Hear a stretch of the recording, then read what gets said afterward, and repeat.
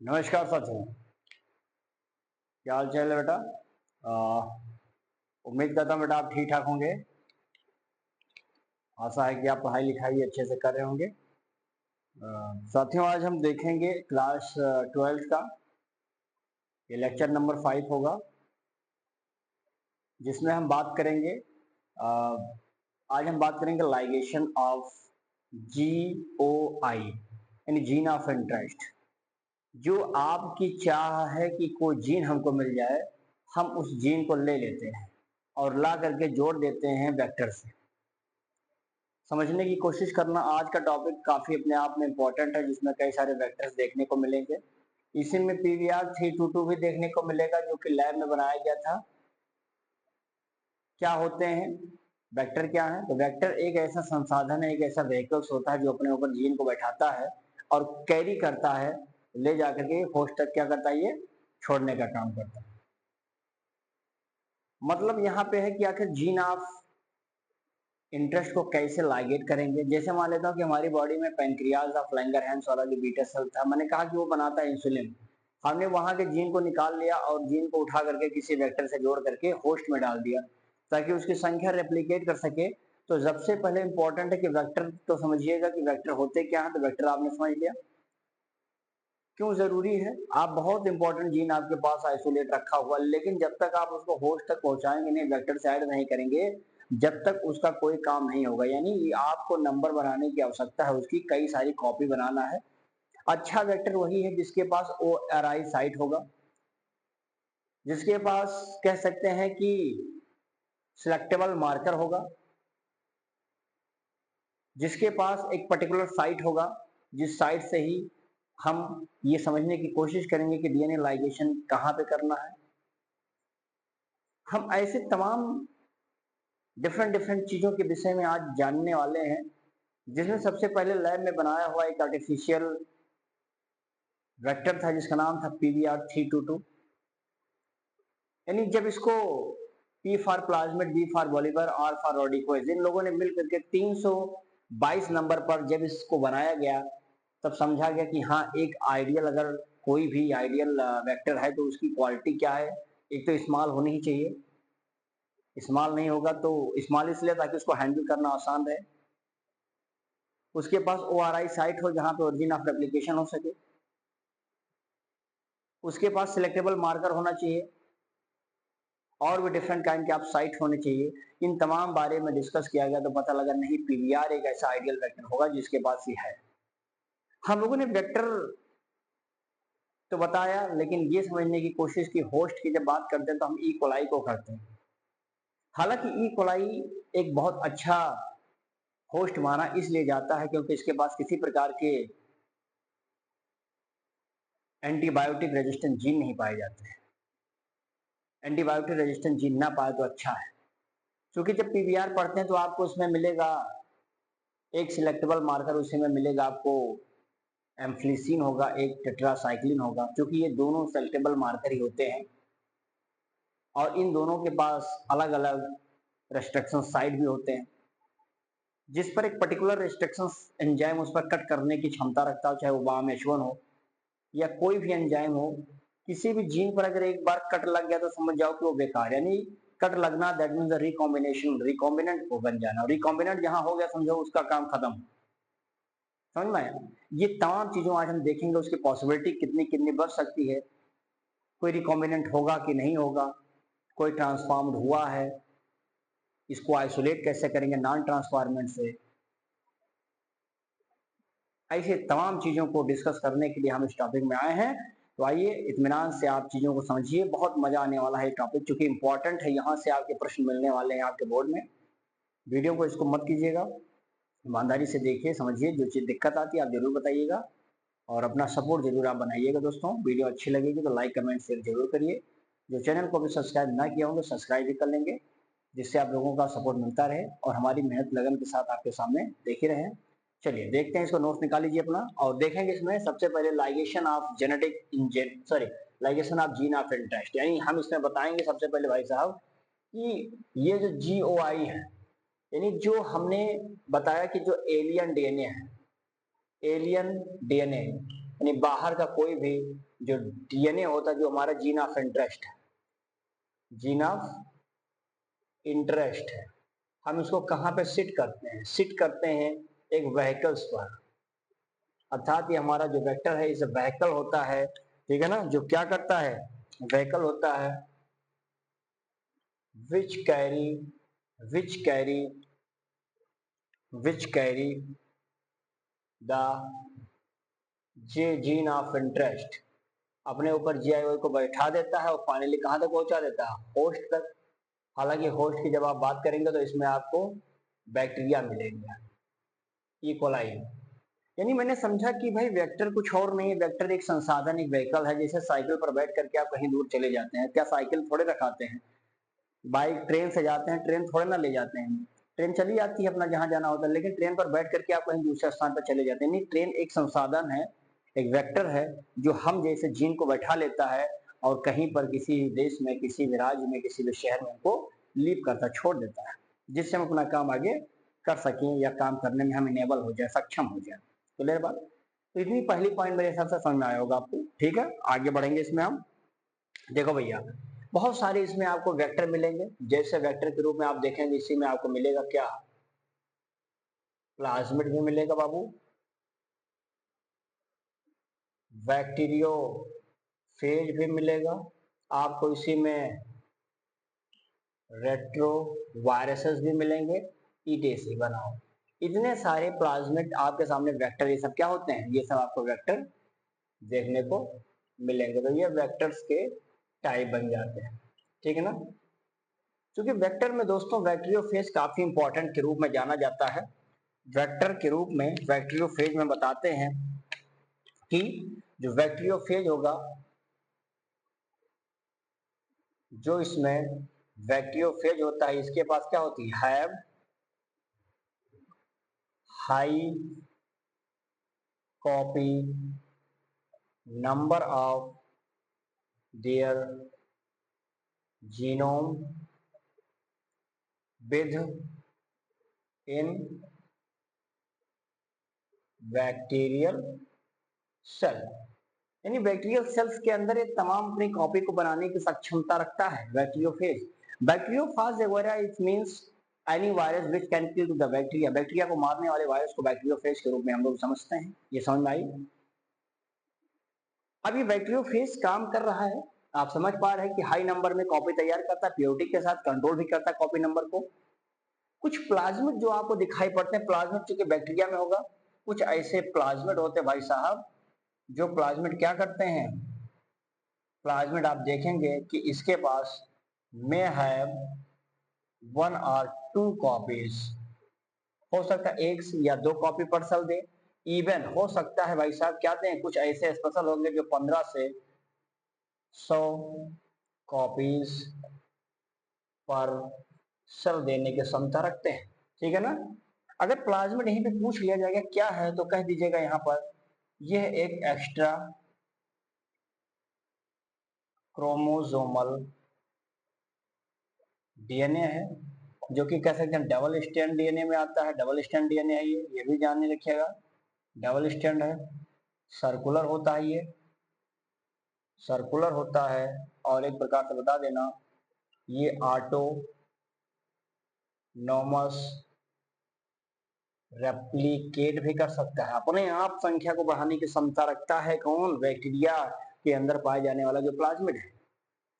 जैसे बैक्टीरिया के अंदर अपना तो खुद का क्रोमोसोमल है मटेरियल, लेकिन उसके अलावा भी उसके पास एक ऐसा एक्स्ट्रा क्रोमोसोमल है, यानी कि उसके खुद के क्रोमोसोम से अलग एक क्रोमोसोमल ऑर्गन है, जो सर्कुलर है, जो अपने आप ऑटोनोमसली रेप्लिकेट कर सकता है, जो डबल स्टैंड होता है, वाइल्ड होता है। ये चीजें होती हैं जिसको हम प्लाज्मिड के रूप में जानते हैं। यही प्लाज्मिड यूज किया जाता है एज अ वेक्टर। प्लाज्मिड पर कट लगाओ, कट लगा करके कोई एलियन डीएनए ला करके धमाक से उस पर जोड़ दो, और जैसे तुम चपाक से उस पर जोड़ोगे, भड़ाम से वो क्या करेगा? रिकॉम्बिनेंट बन जाएगा, और तड़ाक से आपको जितनी भी कॉपी उस एलियन डीएनए की चाहिए आपके सामने मिलती रहेगी, आप उसको यूज करो। कुछ मामला समझ में आया होगा, पल्ले पड़ रहा है ना। इतनी बात आपको आई होप कि समझ में आया होगा। आगे समझेंगे इसमें हम। अब ये बात अगर करें भैया कि कोई भी अगर वेक्टर है तो उस वेक्टर के कैरेक्टर क्या हो जाएंगे? यानी कैरेक्टरिस्टिक्स ऑफ वेक्टर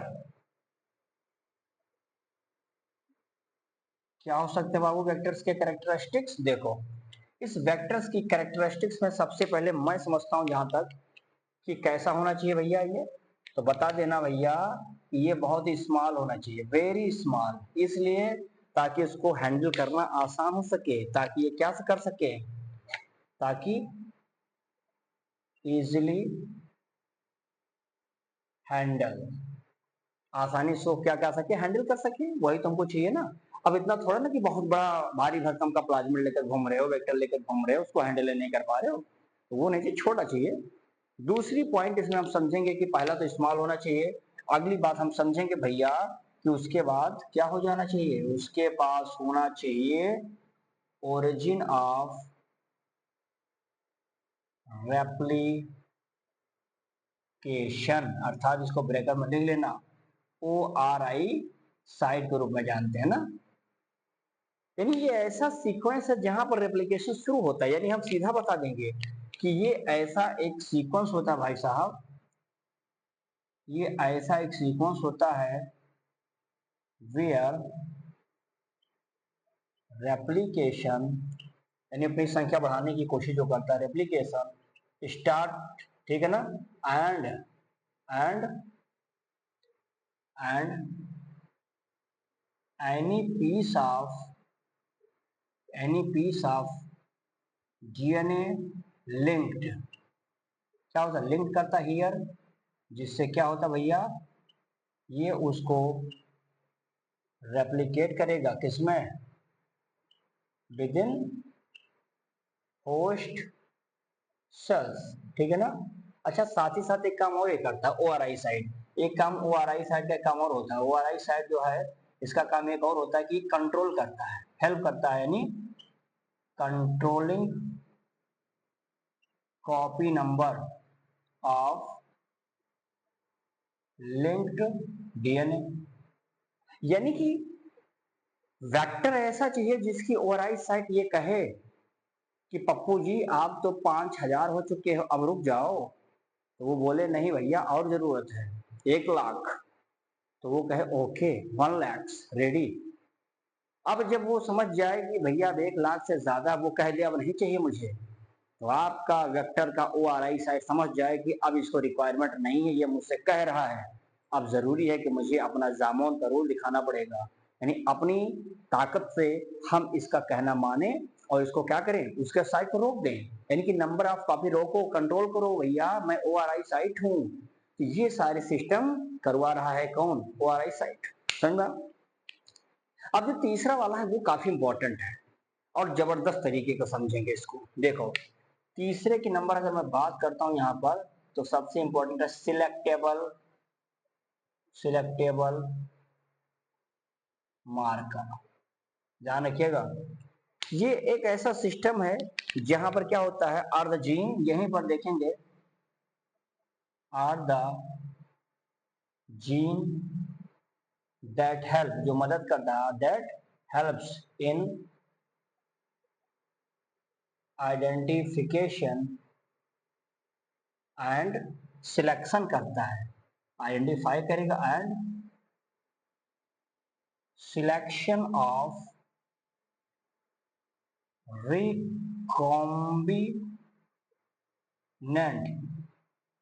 रिकॉम्बिनेंट के ब्रैकेट में आर लिखना, रिकॉम्बिनेंट, कोई चीज रिकॉम्बिनेंट जुड़ चुका है या अभी नॉन रिकॉम्बिनेंट है, या अभी नॉन रिकॉम्बिनेंट है, यानी एन आर है, ठीक है, एंड और किसके बीच में, एंड कोई चीज ट्रांसफॉर्म हुआ है, ट्रांसफॉर्मेंट हुआ यानी टी, या अभी नॉन ट्रांसफॉर्मेंट हुआ है यानी N, non trans N T, यहां से देखना इसको, ठीक है। ये सिस्टम आइडेंटिफाई करने वाला सिलेक्टेबल मार्कर है। सिलेक्टेबल मार्कर अभी आप देखेंगे पीबीआर 322 में धमक धम भरे हुए हैं ये सब, और वही तो जरूरी है, ऐसा वेक्टर हमें चाहिए, लोगों ने कहा हम ऐसा वेक्टर बनाएंगे जिसके अंदर सारे आइडियल कैरेक्टर हों, तो पीवीआर बना दिया गया पॉलीमर रेड के सामने, तो बनाया, अभी बताएंगे आगे। अच्छा, एक क्वालिटी सिलेक्टेबल मार्कर के पास एक और होती है। सिलेक्टेबल मार्कर के पास यूजुअली आपको ऐसे एंटीबायोटिक रेजिस्टेंट जीन मिलेंगे। इसके पास ज्यादातर आपको क्या मिलेंगे भाई साहब, देखो यूजुअली आप देखेंगे तो आपको इसमें मिलेगा एंटीबायोटिक रेजिस्टेंस जीन मिलेगा। ध्यान देना बहुत इंपॉर्टेंट है। और जीन मतलब आप समझ लीजिए कौन कौन है। तो पहला बना देना एम्फिसिलिन। क्या है भैया, एम्फिसिलिन रेजिस्टेंस जीन। तो एम्फिसिलिन है, इसका शॉर्ट फॉर्म ऐसे लिखा जाता है AMP, उस पर R लिख देना, ठीक है ना। एम्फिसिलिन ये होगा एक रेजिस्टेंट जीन है, यानी कि अगर इसके प्रति कोई भी जीन आया उसको डैमेज करने के लिए तो एम्फिसिलिन उसको किल कर देगा, मार देगा। समझ में आया। अच्छा, एम्फिसिलिन का अगर आपसे कोई पूछेगा कि कहाँ पर हम यूज करते हैं तो ये एक प्रकार से कह दीजिएगा, मैं उसे बता देता हूँ, ये इंसुलिन के ग्रुप से ही बिलोंग करता है। इंसुलिन के ही ग्रुप से बिलोंग करता है, जो बहुत सारे बैक्टीरियल डिजीज के लिए क्या करता है, घातक होता है, उसको मारने में मदद करता है। ज्यादातर ये चाहे लंग्स हो चाहे हार्ट हो, उसकी जो मेम्ब्रेन होती है उस मेम्ब्रेन पर भी ये कहीं ना कहीं हमें क्या होता है, जिम्मेदार होता है उसको मदद करने के लिए, इन्फेक्शन को रोकने के लिए। तो पहला तो एम्फिसिलिन हो गया। अगला देखो, अगला देखेंगे भैया, इसमें हम बता देंगे दूसरा नंबर पे कौन सा हो जाएगा, तो बता देना टेट्रा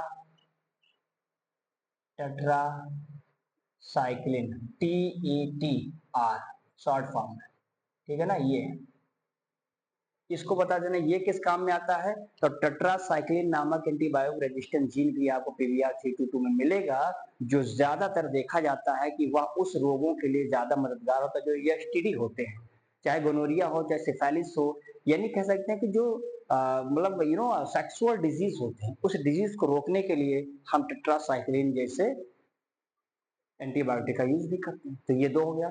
एक इसमें हम और बताना चाहेंगे, तीसरा कौन सा एंटीबायोटिक रेजिस्टेंट जीन हो सकता है जो आपके एनसीईआरटी में मेंशन किया गया है, उसको देखेंगे भाई साहब। इसमें मैं बताता हूं, देखो इसको लिखेंगे क्लोरा या हाँ क्लोरा क्लोराम्फेनिकॉल, ठीक है ना। इसका नाम क्या था भैया, तो मैं हिंदी लिख दूं, देखो यहाँ पढ़े क्लोरैम्फेनिकॉल। क्लोरैम्फेनिकॉल नामक एक दवा होता भैया, जो नेत्र रोग के लिए, टाइफाइड के लिए, हैजा रोगों के लिए ये दवा इंजेक्शन दी जाती है। यानी कि एंटीबायोटिक जितने भी आपको दिखाई पड़ते हैं अलग अलग रोगों के लिए भी क्या होता है, आपके लिए मददगार होता है। तो इतनी सारी चीजें जो आपने देखा है, ये सारी चीजें किसमें है, सिलेक्टेबल मार्कर के पास। अब हम समझेंगे क्लोनिंग साइट क्या है, जो इसका चौथा वाला भाग हुआ। तो इसका स्क्रीनशॉट लीजिए, फिर बताऊं मैं।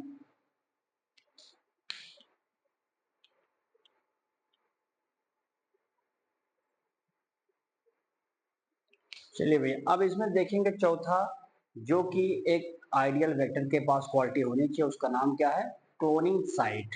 क्योंकि क्लोनिंग साइट आप देखेंगे तो ये सिलेक्टेबल मार्कर का एक छोटा सा भाग है, यानी जो बहुत बड़ा सिलेक्टेबल मार्कर होगा उसी के अंदर बहुत सारे क्या होंगे, क्लोनिंग साइट होंगे। अब उसके बारे में समझेंगे हम लोग, एग्जाम्पल भी दे करके समझेंगे फिगर के साथ, यानी पीवीआर 322 के बारे में जानेंगे। तो सबसे पहले इसका डेफिनेशन दो चार पॉइंट बता देता हूँ। एक दो पॉइंट क्या कहता है ये, देखो, इट शुड प्रेजेंट कहां पर, with in the selectable marker. सबसे पहले तो यही बता देंगे सिलेक्टेबल मार्कर के पास से क्या होते हैं, ये लोग पाए जाते हैं, ठीक है ना। फिर देखेंगे कि जो a good a good vector a good vector के पास क्या होती है, कि जो अच्छे वेक्टर होते हैं भैया, गुड वेक्टर जो होगा शुड हैव, क्या होता है उसके पास, एक जो क्लोनिंग साइट होता है, क्लोनिंग साइट जो होता है वो वैरायटी ऑफ रेस्ट्रिक्शन एंजाइम वाला होता है। यानी हम इसमें बताएंगे कि जो होता है, यानी कि बहुत सारे, लेकिन अगर बट लेकिन अगर ऐसा ना हो तो क्या होगा, but for a single restriction enzyme multiple cloning site, अगर ऐसा है यानी कि मल्टीपल क्लोनिंग साइट MCS, ये ऐसा अगर होता है तो उसको अवॉइड करते हैं, अवॉइडेंस, यानी इसको हटा दिया। यानी कहने का मतलब क्या है कि अगर एक पर्टिकुलर सिंगल रेस्ट्रिक्शन एंजाइम है, कोई भी काटने वाला, जैसे BAM-H1 है, अगर यह काटने वाला एक नहीं, उसके लिए बहुत सारे मतलब मल्टीपल साइट होंगे, अगर यानी मल्टीपल अगर क्लोनिंग साइट है, तब पता लगेगा कि वह जो एंजाइम है बहुत सारे कट लगा देगा, जिस कट की वजह से एक प्रॉब्लम क्रिएट हो जाएगा, और उस प्रॉब्लम्स की वजह से पूरा का पूरा सिस्टम क्या हो जाएगा, डिस्टर्ब हो जाएगा। तो यानी एक रेस्ट्रिक्शन एंजाइम के लिए बहुत सारे क्लोनिंग साइट नहीं होने चाहिए, यही कहना चाहता है। मैं चाहूँ तो उसको एक पॉइंट में बता देता हूँ। देखो, अर्थात ये कहना क्या चाहता है कि ए सिंगल रेस्ट्रिक्शन एंजाइम जो होता है, ये रिकॉग्नाइजेशन करता है, रिकॉग्नाइजेशन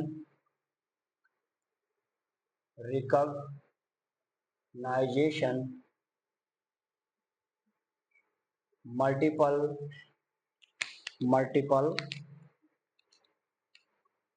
साइट, ठीक है ना। यानी ये कह रहा है कि अगर एक सिंगल रेस्ट्रिक्शन एंजाइम है, वो रिकॉग्नाइज करता है मल्टीपल साइट को, तो इसमें क्या हो सकता है भैया, मल्टीपल साइट। सो ये बता देंगे दैट विल क्रिएट प्रॉब्लम्स, यानी इतने जगह वो कट लगा देगा, जिस कट की वजह से ये बहुत सारी चीजें आइडेंटिफाई करना मुश्किल हो जाए। इसीलिए एक सिंगल रेस्ट्रिक्शन एंजाइम के लिए एक पर्टिकुलर क्लोनिंग साइट होना चाहिए, ना कि बहुत सारे क्लोनिंग साइट हो जाए, ठीक है ना। इतनी बात आपको समझ आ गई। अब हम इसमें देखेंगे दोस्तों की पीवीआर के बारे में बता दें। देखो, यानी हम समझेंगे कि सबसे पहले PBR322, तो सबसे पहले तो आपको समझना है कि ये इसका नाम क्या है। फिगर बता देता हूँ, बना देता हूँ, लेकिन सबसे पहले समझना है कि पीवीआर नाम क्या है, किसके लिए बना है। तो देखो, पी जो होता है भाई साहब, ये क्या कहता है, एक प्लाज्मिड है। क्या एक प्लाज्मिड है ना। ये जो नंबर है इसको बोलते हैं ऑर्डर ऑफ सिंथेसिस। कितने नंबर पर इसको बनाया गया वो लिखा हुआ है। जो वी लिखा ये, इसको बोलते हैं बॉलीवर। क्या बोलते हैं इसको, इसको बोलते हैं हम लोग भैया बॉलीवर, ठीक है ना। बॉलीवर हो जाएगा, और साथ ही साथ इसको आर को समझ लेंगे। यहीं पर मैं बता देता हूँ, देखो, रॉड्रीगेज,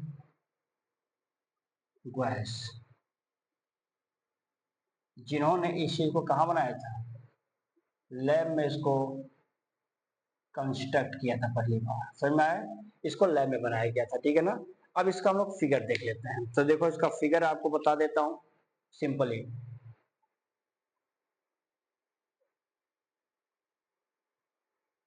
जिसमें देखेंगे, जैसे मैंने बनाया PBR322 का, देखिए इसमें बहुत ही क्लियरिटी रखना आपको।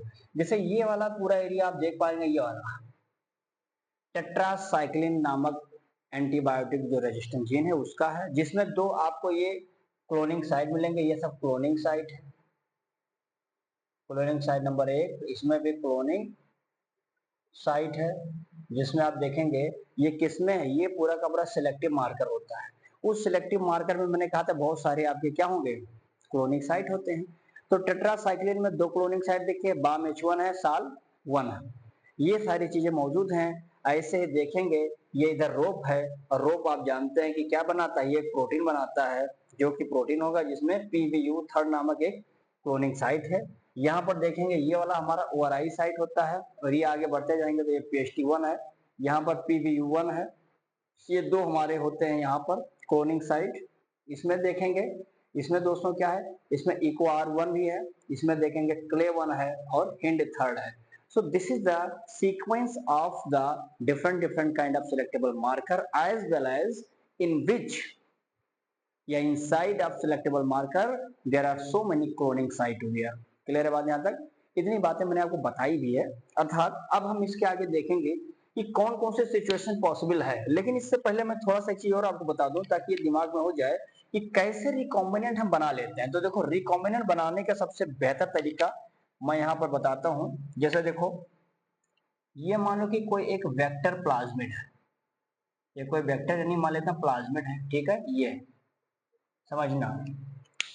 और इससे हुआ क्या, इसने अपने जीन ऑफ इंटरेस्ट GOI जो आप चाहते थे, ये हमारा जीन ऑफ इंटरेस्ट है ये वाला, ठीक है, हम चाहते हैं इनको जोड़ दें। हम करेंगे क्या, इन दोनों को आपस में भाई साहब मिलाएंगे। जैसे मिलाएंगे तो ये देख पा रहे हो कि मैं इसको बहुत ही अच्छे से समझाने की कोशिश करूंगा। ये देखो, ये तो हमारा वेक्टर वाला था, इसी में आकर के ये कौन जुड़ गया, ये हमारा जीन ऑफ इंटरेस्ट, यही हमको चाहिए। अब ये हमारा बनाया क्या, ये बन गया रिकॉम्बिनेंट DNA, ठीक है, ये रिकॉम्बिनेंट यानी रिकॉम्बिनेंट इसका हो गया है, सीधा जानो, हाँ इसको रिकॉम्बिनेंट बोलते हैं। ये हमारा क्या बन गया, रिकॉम्बिनेंट। अब हम इसको ट्रांसफर करेंगे, हम इसको कहाँ करेंगे, ट्रांसफर करेंगे, किसमें, होस्ट में। होस्ट के लिए हमने ले लिया क्या, ई कोलाई ले लिया हमने, क्या बना दिया, ई कोलाई, ये हमने होस्ट में डाल दिया यहाँ पर ला करके, समझिएगा। ये वही वाला जीन है जो ये वाला यहाँ पे आई, ये वाला यहाँ चला है, ठीक है। अब आप देखेंगे जैसे ट्रांसफर आपने किया उसको बोला जाता है क्या, ट्रांसफॉर्म्ड, ट्रांसफॉर्मेंट। ये ट्रांसफॉर्मेंट हो गया किसमें आकर के, होस्ट में आकर के। ये प्रोसेस है दोस्तों, ये समझना पड़ेगा कि क्या वो ट्रांसफॉर्मेंट हुआ या नहीं हुआ, वो रिकॉम्बिनेंट हो गया कि नहीं हुआ। इसको बताने वाला तो कोई चाहिए, चीख चीख के सिलेक्टिव मार्केबल कहता मैं बताऊंगा, मैं हूं ट्रांसफॉर्मेंट कि नहीं हूं, मैं हूं रिकॉम्बिनेंट या नॉन रिकॉम्बिनेंट। तो ये सारी बातें चीख चीख कर बताएगा सिलेक्टेबल मार्कर। ये बातें भी आपको समझाना जरूरी था। जब PBR 322 आपके सामने आया, अब इस सिचुएशन में ये जानने की जरूरत है क्या आगे ये पॉसिबिलिटी बनेगा कि नहीं बनेगा। अर्थात इसमें अगर मान लेता हूं जैसे अब मैं, अच्छा देखो, जैसे मान लेता हूं कि यहां पर मैंने ये लिया एक प्लाज्मिड, ठीक है, इस प्लाज्मिड पर हमने दिखाया कि ये एम्प्लीसिलिन वाला है, ये वाला हमारा टेट्रासाइक्लिन वाला एरिया, ठीक है ना। हमने इस पे कट लगवा दिया, किससे कट लगवाया, एक एंजाइम लिया यानी BAM-H1। ये BAM-H1 क्या करेगा, उसको कट मारेगा। जैसे कट मारेगा दोस्तों तो इसमें दो सिचुएशन बनेंगे, क्या बनेंगे, दो सिचुएशन बनेगा। मैं इसको यहीं पर समझाऊंगा तब आगे बढ़ूंगा। देखो, ये सिचुएशन बना यहाँ पर ही है, जिसमें दिखाई पड़ा कि इसमें ये टेट्रा साइक्लिन भी है, और यहाँ पर देखा गया कि एम्पिसिलिन है यहाँ पर भी, देखो, और यहाँ पर दिखाई पड़ा कि यहाँ पर हमारा ये, यहाँ पर ये जीन ऑफ इंटरेस्ट यहाँ पर आ गया, ठीक है ना, यानी ये रिकॉम्बिनेंट बन गया। समझ आया क्या। अब अगर कोई चीजें रिकॉम्बिनेंट है कि नॉन रिकॉम्बिनेंट है, इस सिचुएशन को हम समझने के लिए तीन अवस्था में जानेंगे। अभी तो सिर्फ इतना बताया कि कोई प्लाज्मिड लिया, जिस प्लाज्मिड पर या कोई, हाँ उसमें प्लाज्मिड में देखा गया कि उसमें डिफरेंट टाइप्स के क्या है, एंटीबायोटिक रेजिस्टेंट जीन लगे हैं, हमने उसको कट लगवाया। आप एक चीज ध्यान देना, माइंड में बना लीजिए कि अगर किसी भी एंटीबायोटिक रेजिस्टेंट जीन पर या किसी जीन पर अगर एक बार कोई एंजाइम कट मार देगा तो जान लेना कि वह हमारे लिए बेकार हो गया, यानी जैसे वो रिकॉम्बिनेंट बना, कहानी साफ। जब तक वो सिंपल है, साफ है, सादा है, जब तक वो हमारा अपना है, हमारे लिए इंपॉर्टेंट है। तो जहां कट लगेगा, जिसके ऊपर कट लगेगा, जिसके पास रेजिस्टेंस जीन उसका नहीं होगा, जाहिर सी बात है कि उसमें सारी चीजें रिप्रेजेंट आपके सामने हो जाएंगी। अब इसकी तीन सिचुएशन होंगी, पहले इसका सॉल्व ने फिर बताऊं।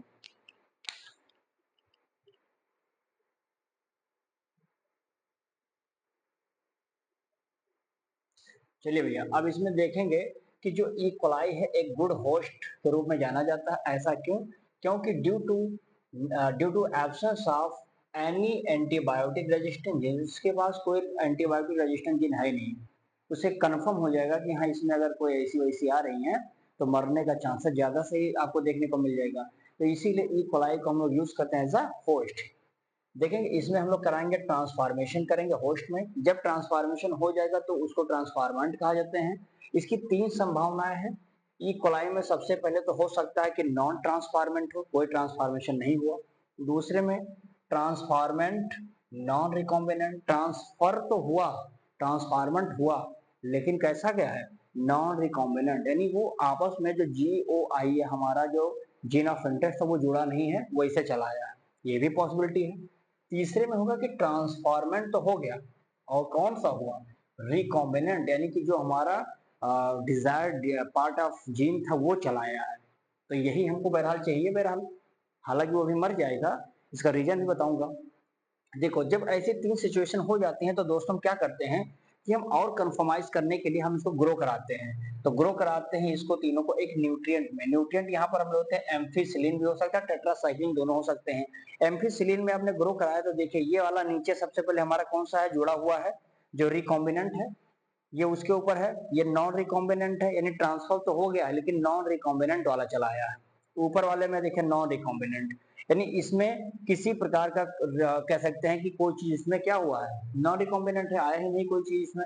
तो देखिए अब हुआ क्या, हमने न्यूट्रिएंट मीडियम ग्रो करा, एम्फिसिलिन इसमें ऐड करा दिया, हमने देखा कि ये जो रिकॉम्बिनेंट वाला है ये आगे बढ़ रहा है, ये देख सकते हैं, नॉन रिकॉम्बिनेंट भी आपको दिखाई पड़ता है। हमने कहा कि जो नॉन नॉन ट्रांसफॉर्मेंट है, यानी जो नॉन एंटी वाला हमारा है, नॉन ट्रांसफॉर्मेंट है, वो डाई हो जाता है। तो ये जब नॉन ट्रांसफॉर्मेंट, जिसमें देखो इसमें कोई ट्रांसफर हुआ है, कुछ नहीं हुआ है, तो ये मर जाएगा ना। अब इसके पास क्या है, उसके पास पता लगा कि एंटीबायोटिक रेजिस्टेंट जीन है, वो आगे इनको खत्म कर देगा। तो नॉन ट्रांसफॉर्मेंट जीन हमेशा डाई होगा। क्यों, क्योंकि इसके पास किसी भी प्रकार का जैसे टेट्रासाइक्लिन नामक जीन का कोई भी रेजिस्टेंस नहीं है फॉर द एम्प्लीसिन। अब एम्प्लीसिन का कोई रेजिस्टेंस जीन होता तो बच जाता है। एम्प्लीसिन तो आएगा, कहेगा कि मुझसे बचना है तो मेरे मेरे अगेंस्ट कोई खड़ा करो बॉर्डर अपना, तो कोई जीने नहीं है तो वो मर जाएगा। अर्थात हम लोग फिर यूज करते हैं एक उडी ब्लॉक, जिससे रेप्लिका बन सके, बिल्कुल सेम उसी तरह से क्रिएट करवाएंगे। फाइनली हमने देखा कि यहाँ पर जो आर वाला था ये हमारा क्या हो जाता है, मर जाता है, रिकॉम्बिनेंट जो था वो खत्म। रिकॉम्बिनेंट होना, अच्छा रिकॉम्बिनेंट जो जुड़ गया था, जब वो जुड़ा तो उसके पास सारी की सारी जो पावर थी, क्षमता थी, उस जीन से यानी उस एंटीबायोटिक रेजिस्टेंट जीन से लड़ने की समाप्त हो जाती है। तो प्रश्न ये आया कि साहब जब हमें वही रिकॉम्बिनेंट हमारा जो जुड़ा वही हमको चाहिए भी, कि रिकॉम्बिनेशन हो गया तो लाओ उसको देखा जाए, उसकी संख्या इंक्रीज करे, और वो मार दे रहे हैं आप लोग मिल करके। तो ठीक है यहाँ पे मर रहा है ना, हम इसी प्लेट को अगले वाले में आइसोलेट कर लेंगे, अलग निकाल लेंगे, उसको सेपरेट करेंगे। तो देखो एन आर ओनली क्या होगा, सर्वाइव करेगा यहाँ पर, यानी नॉन रिकॉम्बिनेंट यहाँ पर जो आपको दिखाई पड़ता है वो सर्वाइव हुआ, इंटैक्ट करेगा किसके साथ, टेट्रासाइक्लिन जीन के साथ। फाइनली देखेंगे जो टीआर वाला होता है ये आइडेंटिफाई कर लिया जाता है कि जो इसमें टीआर है, जो ट्रांसफॉर्मेंट हुआ है, लेकिन कौन सा, जो आपस में रिकॉम्बिनेशन के द्वारा आए हैं वो वाला, हमने उसको आइडेंटिफाई किया from previous plate and cultured कर लिया, इसको सेपरेटली अलग प्लेट पर कल्चर किया जाएगा, क्योंकि वही हमको चाहिए। हालांकि यहाँ पे मर चुका है ये, क्योंकि उसकी सारी क्षमता उस जीन से एंटीबायोटिक रेजिस्टेंट जीन से लड़ने की समाप्त हो चुकी है। लेकिन अब हमको लगा कि यही हमको चाहिए, तो हम इसको अलग कर लेंगे, यानी इसमें ईएनटी वाला have the no resistant gene मर जाएगा। टीआर यहाँ पर आप देख पा रहे हैं कि जो हमारा ट्रांसफर रेजिस्टेंट जीन होता है तो वो क्या हो गया, ट्रांसफॉर्मेंट जो हमारा हुआ रिकॉम्बिनेशन वाला रिकॉम्बिनेंट ये भी मर गया, क्योंकि उसके पास कट लग गया, अब कट लगने से रिकॉम्बिनेंट बन गया था तो मर गया। अब हम इसी को उस प्लेट से निकाल करके अलग लाएंगे, दूसरे मीडियम में ग्रो करेंगे। हालांकि ये मीडियम, ये प्रोसेस बहुत लंबा है, इसीलिए हम लोग उसको पीयूसी एक ट्रिक है उस वेक्टर के द्वारा या कैसे तो उस सिस्टम के द्वारा हम यूज करते हैं, जिससे एक बहुत कम समय में ये प्रोसेस कर सकते हैं, ना कितना लंबा वक्त लेंगे। ठीक है, तो इसका स्क्रीनशॉट लीजिए, फिर वाला बता देता हूँ।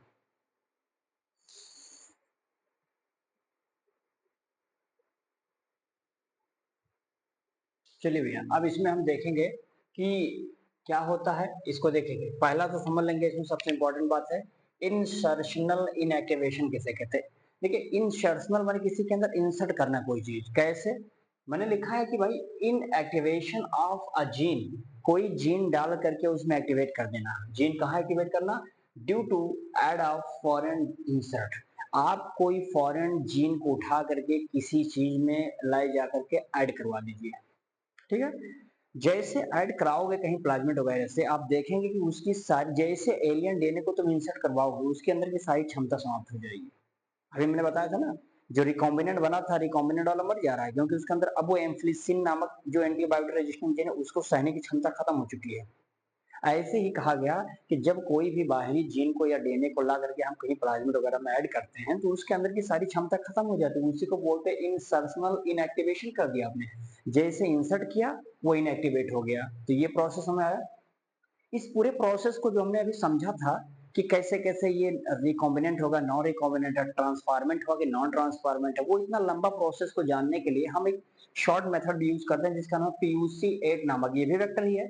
इसमें क्या करते हैं, देखो एम्फलिसिन हमने यहाँ पर लगा दिया जो एंटीबायोटिक रेजिस्टेंस है, और यहाँ पर एक स्पेशल टाइप का होगा जीन, देखिए लैक जेड जीन, ये बहुत इंपॉर्टेंट है, लैक जेड जीन।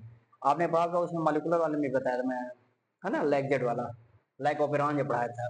तो ये क्या प्रोड्यूस करता है भाई साहब, ये बीटा गैलेक्टोसाइडेज नामक एक एंजाइम कह सकते हैं रिलीज करेगा, जिसमें एक सबस्ट्रेट मिलता है जिसका नाम है एक्स गैल, एक सबस्ट्रेट है। जैसे सबस्ट्रेट मिलता है तो फिर ये कन्वर्ट कर देता है उसको किसमें, प्रोडक्ट में। प्रोडक्ट जो बनेगा ब्लू कलर का बनेगा, ब्लू कलर क्योंकि ये क्या है, क्रोमोजेनिक होता है, समझिएगा इस बात को। अर्थात हम कहेंगे कि ये जो एम्फलिसिलिन जो इसमें एक एंटीबायोटिक रेजिस्टेंट जीन है, इसमें जो लैक है, ये क्या करेंगे हम लोग, यूजिंग द रेस्ट्रिक्शन एंजाइम। अब हम चाहते हैं कि इसमें कोई जीन लाके इंसर्ट करवा, इस जीन को जैसे मैंने इंसर्ट करवा दिया तो कट कर दिया, यहाँ पे कट हुआ और इंसर्ट हो गया क्या, एक फॉरेन जीन इंसर्ट। हमने कहा जैसे फॉरेन जीन तुमने इंसर्ट कराया तो जान जाओ कि पूरी पावर तुमने खत्म कर दिया, है ना।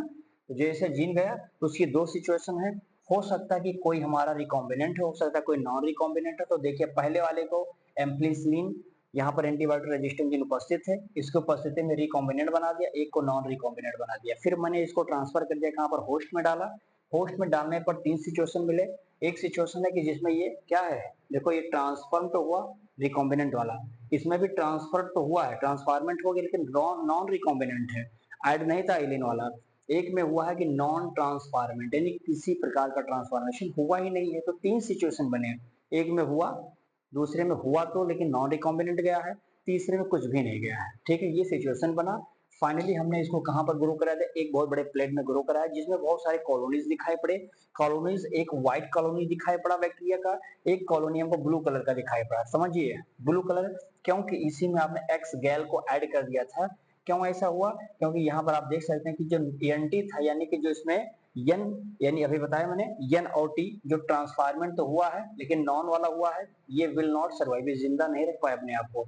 यानी निष्कर्ष इसका कंक्लूजन क्या होगा कि लैगजेड जो था इसने बीटा गैलेक्टोसाइडेज चीज को रिलीज किया, जो क्या करा, मैंने इसको जोड़ दिया कहां पर, उस प्लेट में डाल दिया, उस कॉलोनी में प्लेट में डाला, जिसके माध्यम से सारी हमें क्या मिलाएगी, बैक्टीरिया की कॉलोनी दिखाई पड़ी, जिससे हमें कंफर्म हो गया कि हाँ ये ब्लू कलर का दिखाई पड़ा। और इससे हमें पता चल गया कि कौन सा रिकॉम्बिनेंट था, कौन सा नॉन रिकॉम्बिनेंट था, कौन ट्रांसफार्मेंट हुआ, कौन नॉन ट्रांसफार्मेंट हुआ, क्योंकि पहले से मैंने बताया कि ये ब्लू कलर को आगे देने का काम करता है। समझ में आया।